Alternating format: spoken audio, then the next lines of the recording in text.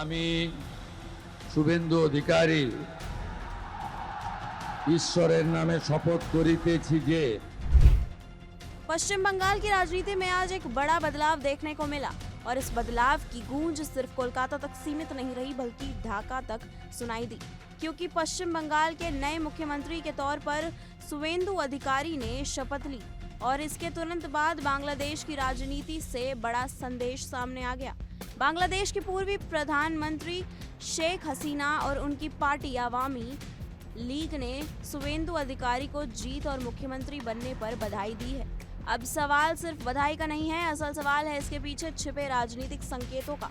क्या बांग्लादेश पश्चिम बंगाल में नई राजनीतिक शुरुआत देख रहा है? क्या ढाका और कोलकाता के रिश्तों में नया अध्याय शुरू होने जा रहा है? और सबसे बड़ा सवाल, क्या शुवेंदु अधिकारी का मुख्यमंत्री बनना सिर्फ बंगाल की राजनीति नहीं बल्कि पूरे पूर्वी भारत और बांग्लादेश के समीकरणों को बदल सकता है? दरअसल शुवेंदु अधिकारी के शपथ ग्रहण के कुछ ही घंटों बाद आवामी लीग ने सोशल मीडिया प्लेटफॉर्म एक्स पर एक पोस्ट शेयर की। इस पोस्ट में शेख हसीना का संदेश भी शामिल था, जिसमें उन्होंने शुवेंदु अधिकारी को पश्चिम बंगाल विधानसभा चुनाव में बीजेपी की बड़ी जीत और मुख्यमंत्री बनने पर शुभकामनाएं दी। संदेश में सिर्फ औपचारिक बधाई नहीं थी बल्कि साझा इतिहास, भाषा और सांस्कृतिक संबंधों जैसी बातें भी जोर देकर कही गई। यानी ये सिर्फ एक राजनीतिक संदेश नहीं बल्कि कूटनीतिक संकेत भी माना जा रहा है। आवामी लीग ने अपने बयान में कहा कि पश्चिम बंगाल और बांग्लादेश के रिश्ते ऐतिहासिक रहे हैं। नई सरकार के दौरान ये संबंध और मजबूत होंगे। अब यहाँ सबसे दिलचस्प बात यह है कि बांग्लादेश की राजनीति में आवामी लीग और शेख हसीना हमेशा भारत के करीबी माने जाते हैं। दिल्ली और ढाका के रिश्तों को मजबूत करने में शेख हसीना की बड़ी भूमिका मानी जाती है। चाहे सुरक्षा सहयोग हो, सीमा विवाद हो या आतंकवाद के खिलाफ कार्रवाई, दोनों देशों ने कई मोर्चों पर साथ काम किया है। इसीलिए जब शेख हसीना सीधे शुवेंदु अधिकारी को बधाई देती हैं, तो इसका राजनीतिक मतलब और बड़ा हो जाता है, क्योंकि पश्चिम बंगाल सिर्फ एक राज्य नहीं बल्कि भारत बांग्लादेश रिश्तों का सबसे अहम दरवाजा माना जाता है। सीमा, भाषा, व्यापार, संस्कृति और लोगों का जुड़ाव सब कुछ बंगाल से होकर गुजरता है। यही वजह है कि कोलकाता की राजनीति का असर कई बार ढाका तक महसूस होता है। अब अगर पश्चिम बंगाल में बीजेपी की सरकार आती है तो जाहिर तौर पर भारत बांग्लादेश समीकरणों में भी नई दिशा देखने को मिल सकती है।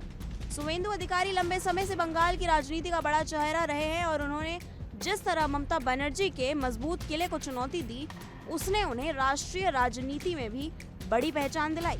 अब मुख्यमंत्री बनने के बाद उनकी भूमिका और बड़ी होने वाली है और शायद यही वजह है कि प्रधानमंत्री नरेंद्र मोदी से लेकर अमित शाह, राजनाथ सिंह, जेपी नड्डा और कई बड़े बीजेपी नेता शपथ ग्रहण समारोह में मौजूद रहे।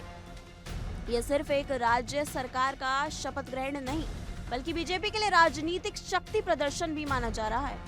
उधर बांग्लादेश की नजर भी अब पश्चिम बंगाल की नई सरकार पर टिकी हुई है, क्योंकि दोनों पक्ष जानते हैं कि आने वाले समय में सीमा सुरक्षा, अवैध घुसपैठ, व्यापार और क्षेत्रीय राजनीति जैसे मुद्दे और अहम होने वाले हैं। भारत लंबे समय से बांग्लादेश के साथ अपने रिश्तों को रणनीतिक रूप से मजबूत कर रहा है।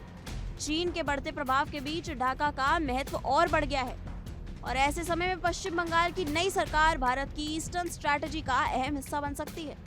लेकिन राजनीति में हर कहानी का दूसरा पक्ष भी होता है, क्योंकि शुवेंदु अधिकारी की राजनीति हमेशा तेज बयानबाजी और आक्रामक रुख के लिए जानी जाती रही है। उन्होंने कई बार बांग्लादेशी घुसपैठ और सीमा सुरक्षा को बड़ा मुद्दा बनाया है। ऐसे में सवाल ये भी उठ रहा है कि क्या भविष्य में ये मुद्दा भारत बांग्लादेश रिश्तों में तनाव पैदा कर रहा है या फिर दोनों पक्ष व्यावहारिक राजनीति को प्राथमिकता देंगे, क्योंकि बांग्लादेश भी अच्छी तरह समझता है कि भारत के साथ मजबूत संबंध उसके लिए बेहद जरूरी है। व्यापार, सुरक्षा, ऊर्जा और क्षेत्रीय स्थिरता, इन सब के लिए दिल्ली और ढाका का साथ जरूरी माना जाता है। यही वजह है कि अवामी लीग ने शुवेंदु अधिकारी की जीत को सिर्फ राजनीतिक बदलाव नहीं बल्कि नए अध्याय की शुरुआत बताया है।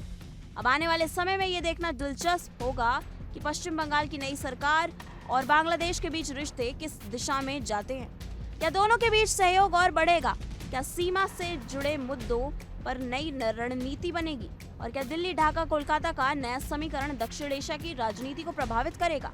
फिलहाल इतना तय है कि शुवेंदु अधिकारी की शपथ सिर्फ बंगाल की खबर नहीं रही बल्कि अब ये क्षेत्रीय राजनीति और कूटनीति का बड़ा विषय बन चुकी है। और यही वजह है कि ढाका से आई इस बधाई ने पूरे राजनीतिक गलियारों में चर्चा तेज कर दी है। आप क्या सोचते हैं? क्या शुभेंदु अधिकारी के नेतृत्व में भारत बांग्लादेश रिश्ते और मजबूत होंगे या फिर सीमा और राजनीतिक के मुद्दे नई चुनौतियां पैदा करेंगे? अपनी राय हमें कमेंट सेक्शन में जरूर बताएं और बेल आइकन को दबाना ना भूलें। बहरहाल इस रिपोर्ट में इतना ही। देश और दुनिया से जुड़ी तमाम बड़ी खबरों के लिए जुड़े रहिए इंडिया डेली के साथ। देखिए इंडिया डेली 24/7 अब आपके स्मार्ट टीवी पर। इंडिया डेली मौजूद है सभी डिजिटल प्लेटफॉर्म पर लाइव और लगातार। इंडिया डेली 24/7 हर दिन राष्ट्र को समर्पित।